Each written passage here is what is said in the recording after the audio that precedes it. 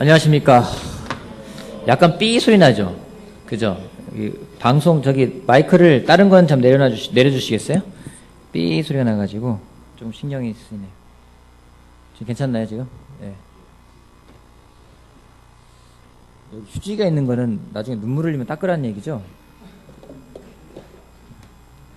자, 오늘 신명기 말씀 계속 보도록 하겠습니다. 신명기 말씀을 잠깐만요. 네, 신명기 말씀 보도록 하겠습니다. 신명기 오늘은 9장, 10장 같이 볼게요. 9장 말씀 같이 보도록 할게요. 9장, 신명기 9장.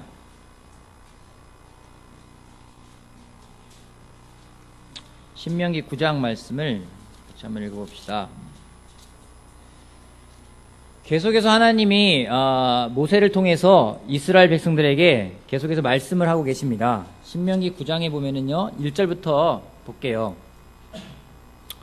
이스라엘은 들으십시오. 오늘 당신들이 요단강을 건너가서 당신들보다 강대한 민족을 쫓아내고 하늘에 닿을 듯이 높은 성벽으로 둘러싸인 큰 성읍들을 차지할 것입니다. 거기에 있는 사람들, 힘이 세고 키가 큰 이 민족은 당신들이 아는 그 아낙 자손입니다.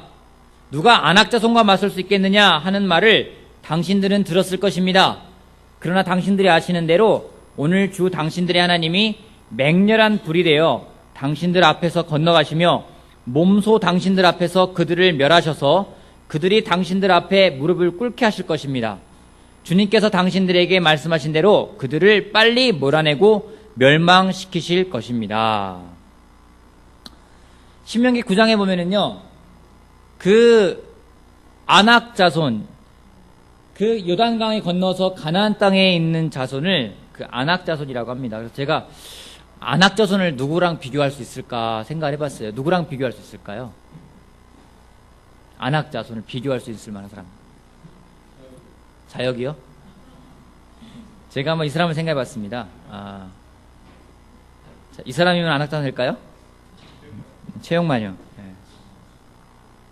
이보다 더 컸을 수 있겠죠, 그죠? 네. 근데 여기 보면은 최영만 선수가 있지만은 이 사람은 정말 어떻게 어린애 같죠? 그죠? 아낙 자손. 힘이 세고 큰 민족이라고 되어 있어요. 여러분 이런 사람 만난 적 있습니까? 정말 여러분이 맞닥뜨릴래야 맞닥뜨릴 수 없고 이길래야 이길 수 없는, 저 사람하고 내가 싸우면 무조건 진다, 그런 사람 있어요? 누구예요? 장대입이. 여러분이 나는 다른 사람 모르지만 저 사람만큼은 내가 정말 못 이겨, 그런 사람 있어요? 와이프.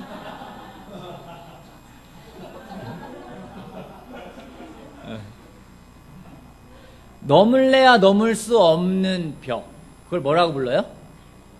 넘사벽이라고 부릅니다. 넘사벽. 넘사벽. 고양이가 넘을래야 넘을 수가 없어요. 그죠? 넘사벽이 무슨 뜻인지 아세요? 넘을 수 없는 4차원의 벽을 넘사벽이라고 합니다. 그죠? 넘사벽. 넘을래야 넘을 수 없어요. 우리 가운데 여러분 살아가면서 여러분 정말 넘을래야 넘을 수 없는 벽이 있죠. 정말 넘을래야 넘을 수가 없는 벽이 있습니다.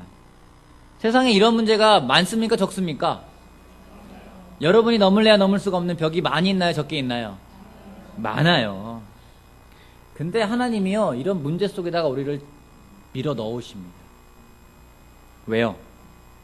왜 이런 문제 속에 우리를 밀어 넣으실까요?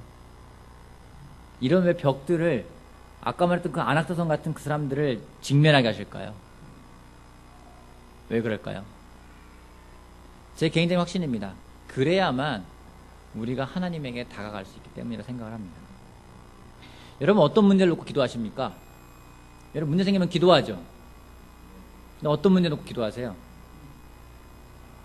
잘 안 풀리는 문제. 여러분 고만고만한 문제 놓고 기도 잘 안 해요, 사실. 근데 정말 어려운 문제가 있을 때는요, 하나님을 의지하게 해요. 여러분 고난이, 어려움이, 그 문제가 감사한 이유는 뭐냐면 그것이 하나님에게 우리를 다가가게 한다는 겁니다. 그래서 성경에서 이야기하고 있어요. 우리의 싸움은요, 육체적인 싸움이 아니라고 이야기하고 있어요. 믿음의 싸움이기 때문에 하나님을 향한 믿음이 있어야지만 이길 수 있다고 성경은 계속 이야기하고 있습니다. 그러면서 하나님이 말씀하세요. 4절 말씀 볼게요. 한번 같이 한번 읽어볼까요? 4절부터 5절까지 같이 읽어봅시다. 시작. 주 당신들의 하나님이 그들을 당신들 앞에서 다시 같이요. 4절, 9장 4절. 9장 4절 준비됐나요? 같이 하고 시작.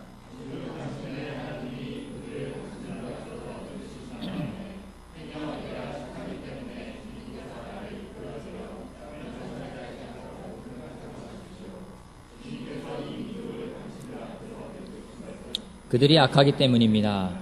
당신들이 마음이 착하고 바르기 때문에 당신들이 들어가서 그들의 땅을 차지하도록 하신 것이 아니라 여기에 있는 이 민족들이 악하기 때문에 주 당신들의 하나님이 그들을 당신들 앞에서 내쫓으신 것입니다. 이렇게 하여 주님께서는 당신들의 조상 아브라함과 이삭과 야곱에게 맹세하신 그 말씀을 이루신 것입니다. 하나님이 그 땅을 왜 주셨대요? 이스라엘 민족이 착해서? 이스라엘 민족이 착하기 때문에 그 땅을 주셨다고 그래요? 아니죠. 왜 주셨대요?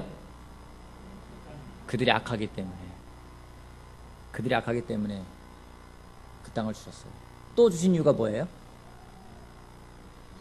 약속하셨기 때문에. 여러분, 우리가 때로는요, 우리도 이러한 오류에 빠질 때가 있습니다. 내가 기도했어. 그래서 하나님이 이루어 주셨어. 생각할 때 있죠. 내가 정말 빠지지 않고 매일같이 하나님하고 좋은 관계를 쌓아가니 하나님이 내 소원을 들어주시더라. 그건 내가 꾸준히 착하기 때문에 하나님이 주신 건가요? 여러분, 우리가 때로는요, 내가 의롭다 생각해서, 나는 옳다 생각해서 하나님이 그것을 이루어주실 거라 생각할 때가 있습니다. 그거를 누구라고 부르는지 아십니까? 그거를요, 현대판 바리새인이라고 부르는 겁니다. 여러분, 우리의 실체가 뭐예요? 죄인이죠. 여러분 인정하세요? 우리의 실체는 죄인이에요. 여러분, 바리새파 사람들이 뭐라고 했습니까? 나는 저 세리와 같지 않습니다. 나는 좀 더 착합니다. 나는 좀 더 뛰어납니다. 라고 이야기를 했어요. 그것이 현대판 바리새인은요, 내가 이렇기 때문에 내가 정말 열심히 기도했더니, 물론 하나님이 기도하시면 들어주시는 거 맞습니다. 근데 하나님이 이스라엘 백성들에게 그 땅을 주신 이유는요, 이스라엘 백성들이 착하기 때문이 아니라는 겁니다. 이런 게 있습니다. 이게 뭡니까? 동아줄. 이런 비유를 하고 있어요. 여기 하나님이 계십니다. 여기 우리가 있어요. 동아줄의 길이를 짧게 하려면 어떻게 하면 될까요? 묶으면 돼요? 네, 맞아요. 매듭이 많은 줄이 짧습니다. 이렇게 매듭 지어지고요, 이렇게 끊어진 걸 다시 연결하면은요, 줄이 짧아질 수밖에 없어요. 이게 누가 한 얘기냐면은요, 놀라운 하나님의 은혜라는 책을 쓴 필립 얀시가 했던 책에 나와 있는 내용입니다. 우리가 죄인이기 때문에, 우리가 죄인임을 인정하고 내가 악한 죄인임을 인정할 때 하나님이 계속해서 연결시켜 주실 때 우리와 하나님과의 관계의 줄은 점점 짧아진다고 이야기를 하고 있습니다. 사도 바울 보십시오. 사도 바울 처음에는요, 자기를 작은 사람이라고 이야기합니다. 좀 더 가면은요, 사도 가운데 가장 보잘것없는 사람이라고 합니다. 그가 죽을 때 쓴 편지에 뭐라고 나와 있습니까? 죄인 중에서도요, 두목이라고 나와 있습니다. 스스로를 그렇게 알아갈 때 하나님의 은혜는 더 커지고 하나님과 가까워질 수 있음을 우리가 기억했으면 좋겠습니다. 그 다음에 또 주신 이유는 약속 때문이라고 이야기하고 있어요. 약속. 하나님이 약속하셨어요. 아브라함과 이삭과 야곱에게 약속했기 때문에 그 땅을 주신 거예요. 여러분, 기도할 때 정말 하나님의 약속을 믿고 기도하십니까? 하나님, 당신이 약속하지 않았습니까? 그 약속을 붙들고 기도하는 사람에게는요, 하나님이 응답하실 것은 확실합니다. 왜냐면요, 하나님은요, 거짓말 못 하시고요, 약속하신 거는 반드시 지키시는 분이기 때문에 하나님은 약속하신 것에 대해서 우리가 다시 이야기할 때요, 그 약속을 이루어 주십니다. 아브라함과 이삭과 야곱과 그들보다는요, 몇백 년 전에 있었던 사람들이지만은 그들과 약속을 기억하시고 이스라엘 민족을 그 약속의 땅에 보내주신 분이 하나님임을 우리가 기억하길 바랍니다. 아멘. 6절 말씀 보도록 할게요. 주 당신들의 하나님이 이 좋은 땅을 당신들에게 주어 유산으로 차지하게 하신 것은 당신들이 착하기 때문이 아님을 당신들은 알아야 합니다. 계속 반복하고 있어요. 니네 착한 거 아니다. 계속 말하고 있어요. 그죠? 왜냐면 이스라엘 사람들이 좀 착각한 것 같아요. 우린 착한 것 같아. 여러분, 우리도 착각할 때 있죠? 그죠? 난 좀 착해. 세상 사람들은 착해. 생각할 때 있어요. 그죠? 근데 계속 강조하는 거예요. 당신들의 착한 게 아니라는 것은. 오히려 당신들은 고집이 센 백성이라고 이야기하고 있어요. 고집이 세다. 이거를요, 어떤 표현을 쓰면은 이제, 목이 곧았다라고 표현을 씁니다. 이게 언제 쓰는 표현인지 아십니까? 목이 곧았다. 고집이 세다. 여러분, 고집 세다고 할 때 우리가 비유를 쓰는 동물이 있어요. 뭡니까? 당나귀, 또요, 황소, 그죠?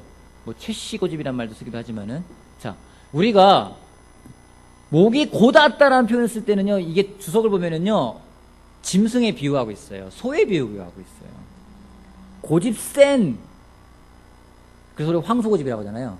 여러분, 소 어떻습니까? 이건 제가 그냥 그런 그림 하나 찾아봤는데, 자, 이렇게 소를 끌려고 할 때, 그렇잖아요. 분명히 소를 끌고 가려고 그런 경험 있으세요? 끌고 가려는데 소가 안 움직이고 딱 버티고 있는 거예요.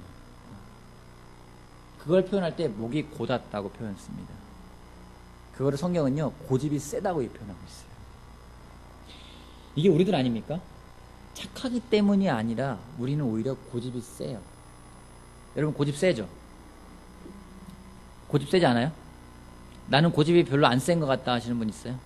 나는 고집이 별로 안 세. 그런 분 계세요? 한번 손 들어보세요. 제가 뭐라 안 할게요. 우리 고집이 세요. 고집이 세요. 이스라엘 백성 얼마나 고집이 세냐면요, 황금 송아지를 만들어서요, 다시 돌아가려고 했었어요. 모세는 십계명 받으러 갔는데요, 이스라엘 백성들은요, 황금 송아지를 만들어가지고 다시 돌아가자고 이야기했어요. 이스라엘 백성들이 고집 센 부분이 두 개 나옵니다. 모세가 계속 이야기하고 있어요. 뭐냐면요, 호렙산에서 주님의 계명을 받으러 갔을 때 그들은요, 황금 송아지를 만들어가지고 다시 그게 우상숭배를 하고 있었습니다. 또한요, 가네스마네아에서 정찰대를 보낼 때 그들이 또 고집을 부립니다. 그들이 믿음 없는 행동들을 하게 됩니다.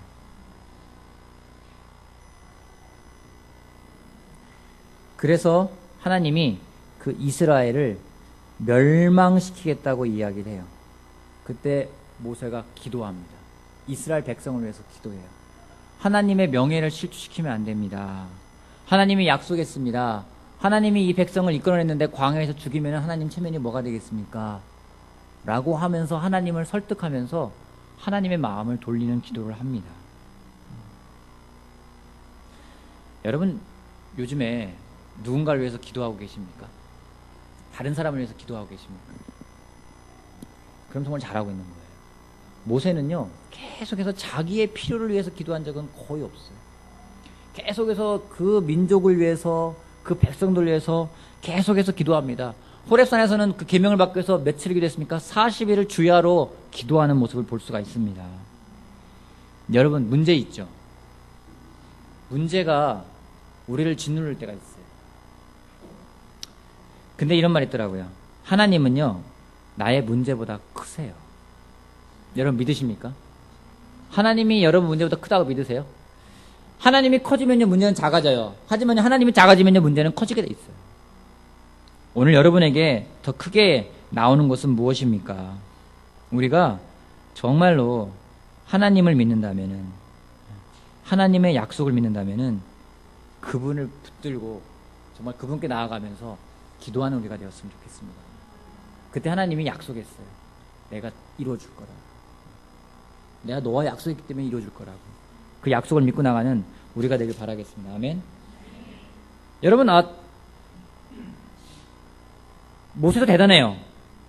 모세가 여러분, 이스라엘 백성이 황금 송아지에게 절하니까 어떻게 했는지 아십니까? 여러분 기억나십니까? 출애굽기에서 황금 송아지 재로 만들어버리죠. 그 재를 그리고 먹게 만듭니다. 어쩌면 모세는요, 철두철미하게 하나님에게 다가가기 위해서 하나님에게 가로막고 있는 모든 것들을 다 제거했던 사람이 모세예요.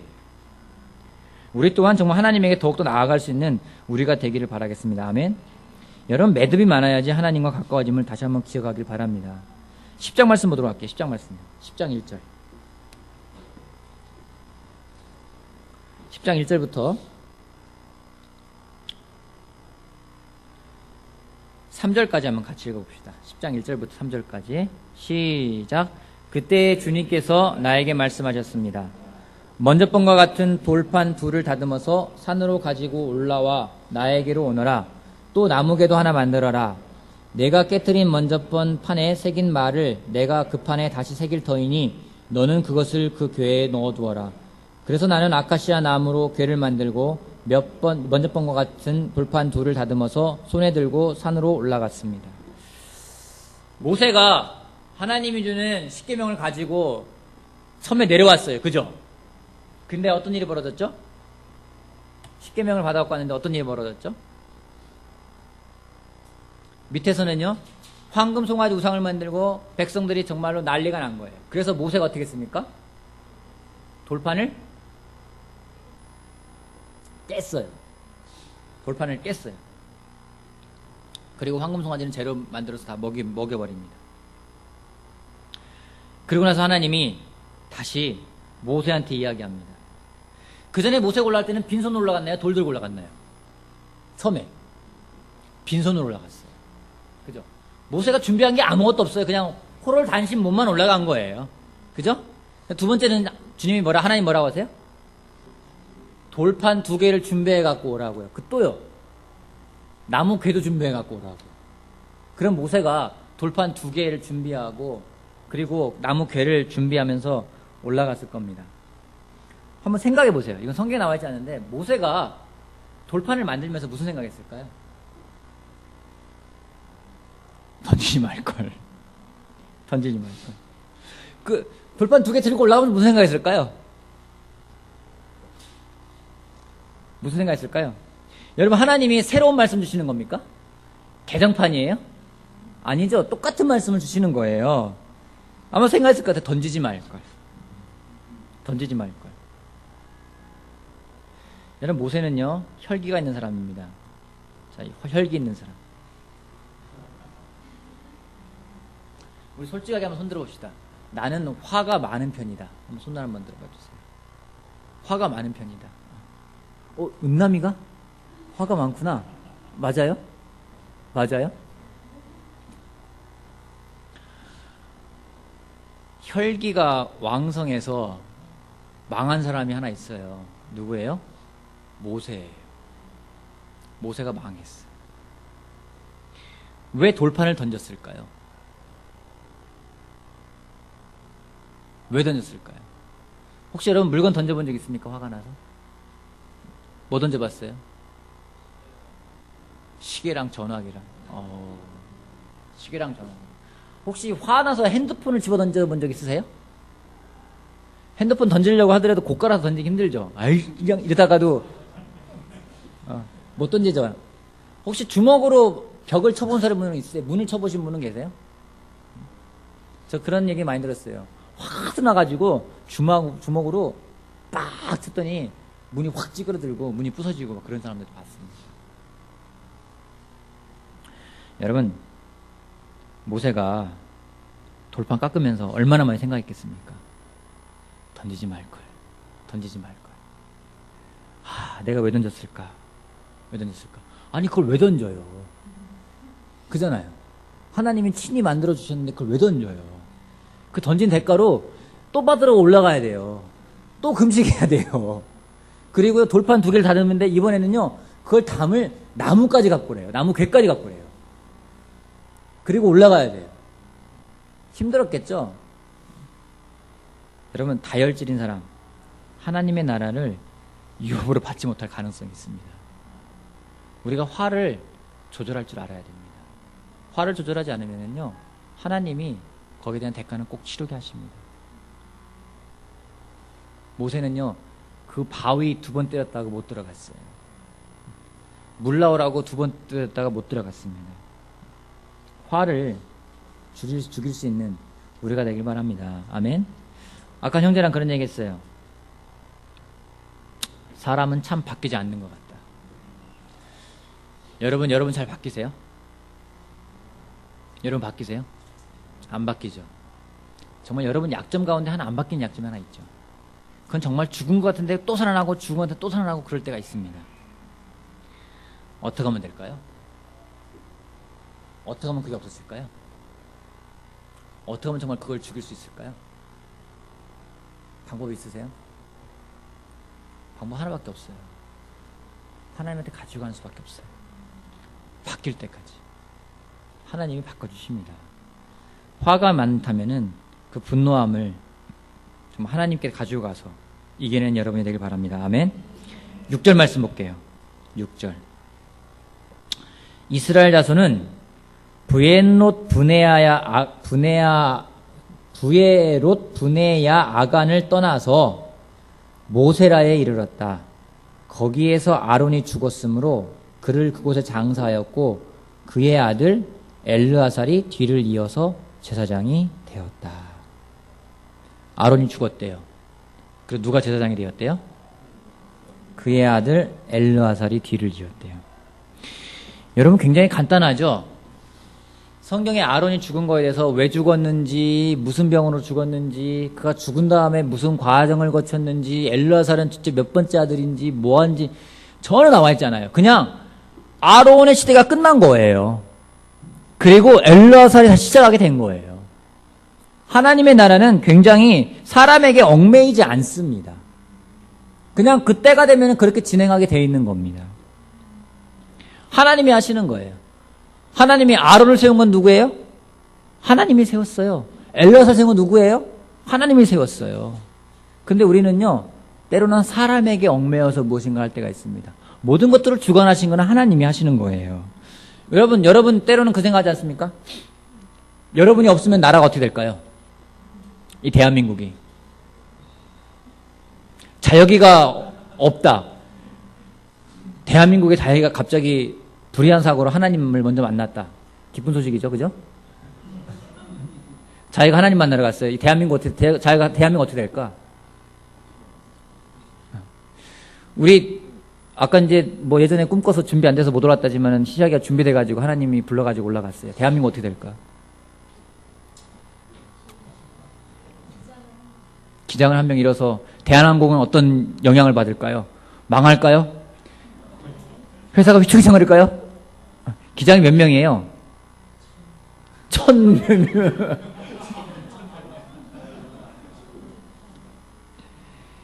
여러분 때로는 부모님이 그러시잖아요. 야, 내가 너를 두고 어떻게 눈을 감냐.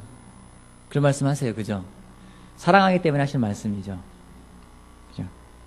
근데 여러분 솔직히 사람이 죽고 사는 게 정말 문제인가요?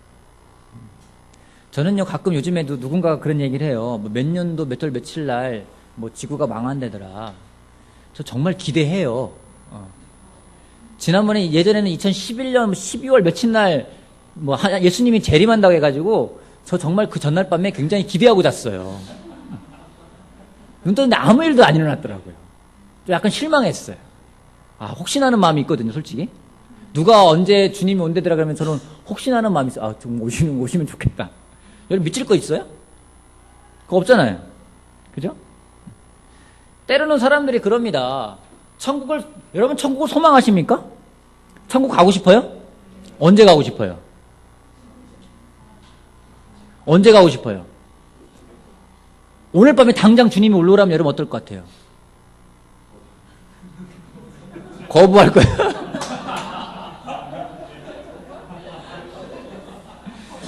여러분 보세요. 오늘 밤에 주님이 얘야 올라와라 할 때 아멘 하고 가는 사람이 있을 거고요. 벌써요 하는 사람이 있을 거예요. 자, 후자는 누굴까? 어떤 사람일까요? 싱글.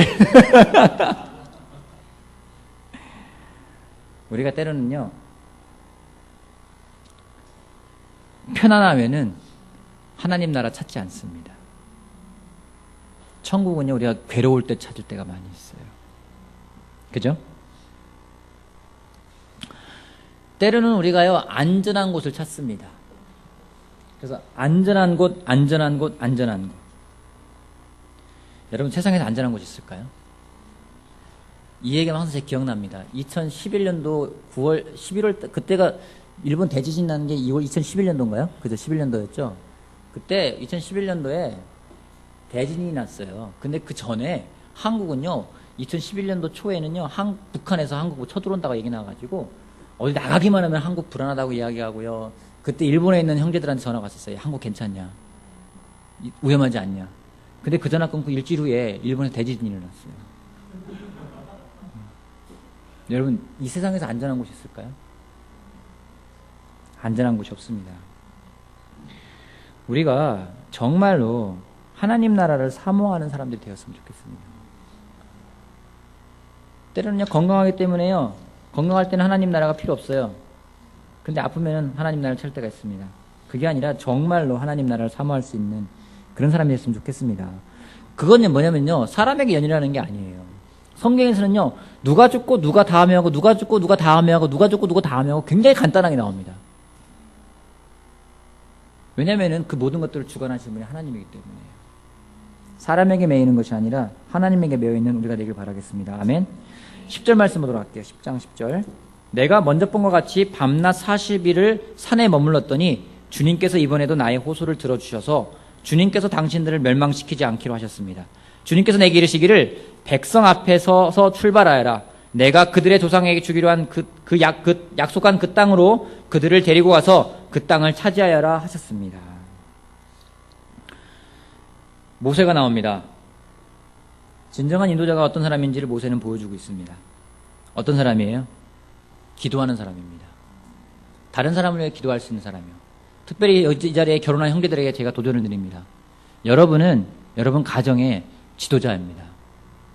지도자는요, 여러분 가족을 위해서 또 다른 사람을 위해서 먼저 기도할 수 있는 사람이 되어야 합니다. 그런 다음에 모세 보고 뭐라 했냐면요, 그 다음에 모세한테는 백성 앞에 서서 출발하여라라고 이야기하고 있습니다. 여러분, 이게 이런 마크가 있습니다. 이게 무슨 마크인지 아십니까? 혹시 이런 마크 보신 분 계세요? 이 기자 부대 아닙니다. 이게 어느 부대인지 아십니까? 우리 안에 있는 이훈 형제가 알지 모르겠네요. 방패부대 아니에요. CCC도 아니에요. CCC 이런 거 안 달아요. 육사도 아니에요. 삼사도 아니에요. 이게 어디냐면요, 이제 소위로 임관을 합니다. 육사건 삼사건 뭐 ROTC건 뭐 학사건 간에 소위로 임관을 해요. 임관하면은요, 보병, 포병, 통신, 뭐 기갑, 뭐 여러 가지 병과가 쭉 있거든요. 그 중에서 보병들이 가서 훈련받는 보병학교가 있어요. 보병학교 마크가 이겁니다. 거기에 뭐라고 쓰냐면 나를 따르라 해요. 나를 따르라. 6.25 전쟁 났을 때 제일 많이 죽은 계급이 누군지 아십니까? 장교 중에서? 소위예요. 소위는요, 돌격 앞으로 이렇게 말하지 않아요. 나를 따르라예요. 맨 앞에 나가는 거예요. 지도자는 맨 앞에 나가는 사람입니다. 인도자가 그런 거예요. 그냥 돌격 앞으로 하는 거, 돌격 앞으로 하는 거 보고 뒤에 있는 사람은요, 그게 아니라는 거죠. 항상 저도 인관하고 이 마크를 항상 붙이고 다녔어요. 나를 따르라. 항상 붙이고 다니는 겁니다. 왜요? 항상 보는 거예요. 나를 따르라. 여러분, 이거 달고 다니려면요, 엄청나게 신경 많이 씁니다. 정말 신경 많이 써요. 저거 빨리 떼고 싶어요, 저거. 백성의 선봉에 설 수 있는 사람, 그 사람이 바로 하나님이 세우는 사람들입니다. 형제 여러분, 특별히 형제 여러분, 여러분은 어디에 서 있습니까? 예배에 오면은 여러분은 어디에 앉아 있습니까? 앞에 앉아서 나를 따라 하나님께 예배드리라고 하십니까? 아니면 저 뒤에 앉아가지고, 뭐 늦게 왔기 때문일 수도 있겠지만은 먼저 와서 뒤에 앉는 사람도 있더라고요. 거기 뒤에 앉으신 5분, 여러분을 두고 특별히 말하는 건 아닙니다. 여러분, 정말로 앞에 서서 앞장서 나가는 형제의 모습을 보여주기를 부탁드리고 싶습니다. 아멘. 12절 말씀. 이스라엘 자손 여러분, 지금 주 당신들의 하나님이 당신들에게 원하시는 것이 무엇인지 아십니까? 주 당신들의 하나님을 경외하며 그의 길을 따르며 그를 사랑하며 마음을 다하고 정성을 다하여 주 당신들의 하나님을 섬기며 라고 나와 있습니다. 하나님이 원하는 게 뭐냐면요, 내적인 거하고 외적인 거 두 개를 다 하고 있어요. 뭐냐면 주 당신들의 하나님을 경외하며 경외하기 때문에 그분의 모든 길을 따르는 거고요. 그분을 사랑하기 때문에 마음을 다하고 정성을 다하여 주 하나님을 섬기는 거라는 거죠. 하나님은요, 우리가 내적인 것과 외적인 것 동시에 하기를 원하는 겁니다. 때로는 내적인 감정만 충실한 게 아니라 외적인 행동만 하는 게 아니라 내가 하나님을 경외하기 때문에 그분을 따르고요. 그분을 사랑하기 때문에 그분을 섬기는 거. 두 가지 다 하는 겁니다. 16절에 있습니다. 그러므로 당신들은 마음의 할례를 받고 다시는 고집을 부리지 마십시오. 고집 부리지 않으려면요, 마음의 할례를 받아야 된다고 이야기하고 있습니다. 그러면서 나오는 게 결론이 13절입니다. 당신들이 행복하게 살도록 내가 오늘 당신들에게 명하는 주 당신들의 하나님의 명령과 규례를 지키는 일이 아니겠습니까? 여러분 행복해지고 싶죠? 행복해지기 위한 방정식이 있습니다. 어떻게 하면 행복해질 수 있을까요? 행복 이꼴 행복해지기 위한 방법이 있어요. 이건 세상에서 쓰는 방법입니다. 어떻게 하면 행복해질 수 있을까요? 분자와 분모로 나눕니다. 분모에는 뭐가 있나요? 기대, 원하는 것. 분자에는요, 현실, 가진 것이에요. 이게 크면 클수록 행복이 클까요, 적을까요? 커지죠. 수학적으로 원리입니다. 그죠? 여러분 행복해지고 싶으세요? 여러분 가진 게 많으면 행복해질 것 같죠? 그렇지 않아요? 조금 더 좋은 차, 조금 더 좋은 집, 조금 더 많은 연봉, 이게 많으면 행복해질 수 있죠. 맞아요. 이 공식 들으면 맞아요. 그죠? 근데 이게 커지나요? 이게 커지나요? 잘 안 커지죠? 그럼 어떻게 하면 이걸 키울 수가 있어요? 이거 작게 하면 돼요. 원래 간단해요. 행복해지는 방법 간단해요. 이게 커지긴 힘들어요, 솔직히. 이걸 작게 하면 돼요. 세상에서 가장 행복지수가 높은 나라가 어디입니까? 부탄이라고 아십니까? 가스 만드는 회사 부탄? 부탄이라는 나라가 있어요. 그 나라는 국민소득이 정말 얼마 안 돼요. 근데 모두가 행복해요. 왜요? 다 못 사니까. 여러분 한번 생각해 보세요. 여러분 지금 불행하다 생각하시는 분 있죠? 여러분처럼 모두가 다 같이 산다 생각해 보세요. 내가 제일 불행한 것 같아. 근데 모두가 다 여러분하고 똑같이 살아요. 그럼 여러분의 행복지수는 올라갈까요? 낮아질까요? 올라가요. 왜요? 상대적인 거기 때문에. 상대적인 것 때문에 행복에 대해서 이렇게 합니다. 근데요, 행복이라는 것이 현대인의 우상입니다. 사람들이요, 행복해지고 싶어요. 행복해지기 위해서 상대적으로 행복해지고 싶어 합니다. 때로는요, 이 현실을 키우지 못하니까 기대를 낮추라고 합니다. 너무 기대하지 마. 기대하면 상처만 받을 뿐이야. 그러면서 행복해지기 위해서는 기대를 더 낮추고 바닥까지 낮춰버려요. 그래서 거기서 그냥 안주합니다. 아, 그래도 나는 뭐 이 정도는 갖고 있지. 때로는 그걸 또 만족이라고 표현하기도 해요. 사람들은요. 여러분 성경에 행복이라는 단어가 몇 번이나 나올까요? 성경에 여러분들 행복해지십시오라는 얘기 들어본 적 있으십니까? 행복. 영어로요, 해피니스예요. 찾아봤어요. NIV 성경에 해피니스라는 단어가 딱 6번 나옵니다. 신구약 총 통틀어가지고요. 킹 제임스 버전에는요, 한 번도 안 나와요. 여러분 해피니스의 어원이 뭔지 아십니까? 해피니스의 어원은요, 뭐냐면요, 해픈이에요. 해픈이 무슨 뜻이에요, 이게? 이게 계획된 일입니까? 아니죠. 우연히 일어난 거예요. 세상 사람들은요, 우연히 일어난 거에서 행복을 찾습니다. 성경은 우연히 일어나는 걸로 행복하다고 얘기하지 않고 있어요. 성경에서는 행복이란 말 대신에 다른 말을 씁니다. 무슨 말씀인지 아십니까? 축복이란 단어를 써요. 영어로 blessing. 그러면서 문제, 블레싱의 어원은 무엇일까요? 블레싱의 어원. 블레싱의 어원은요, blood이에요. 이게 뭐예요? 피. 피가 축복이 된다는 겁니다.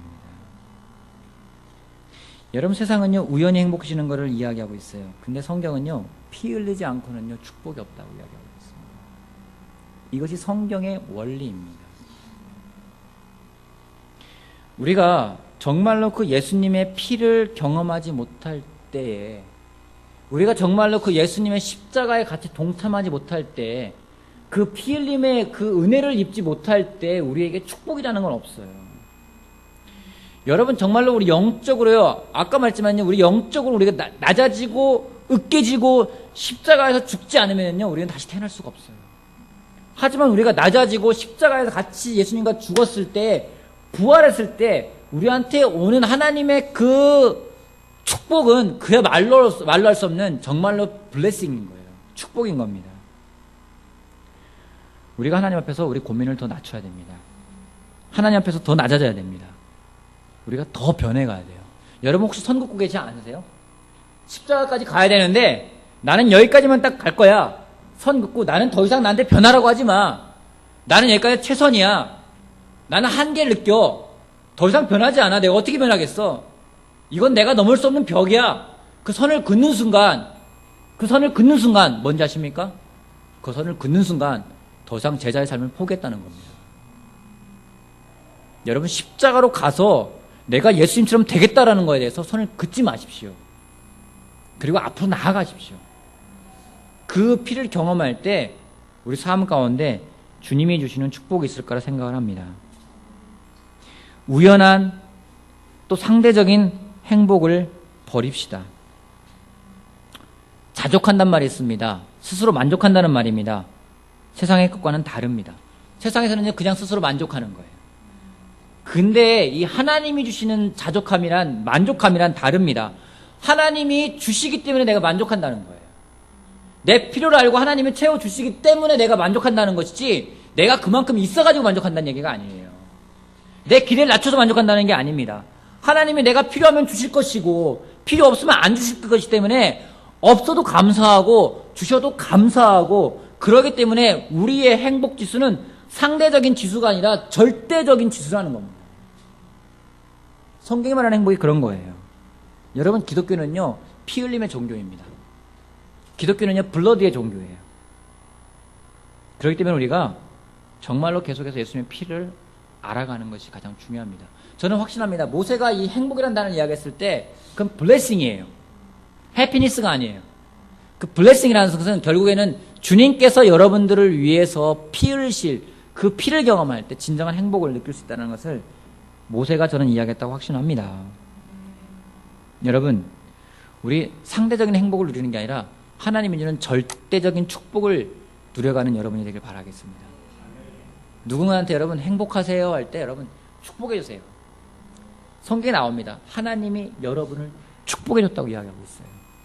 그 피 흘림의 종교, 기독교를 기억하고 그 하나님께 감사하며 하나님께 찬양하며 나아가는 여러분이 되길 바라면서 마치겠습니다.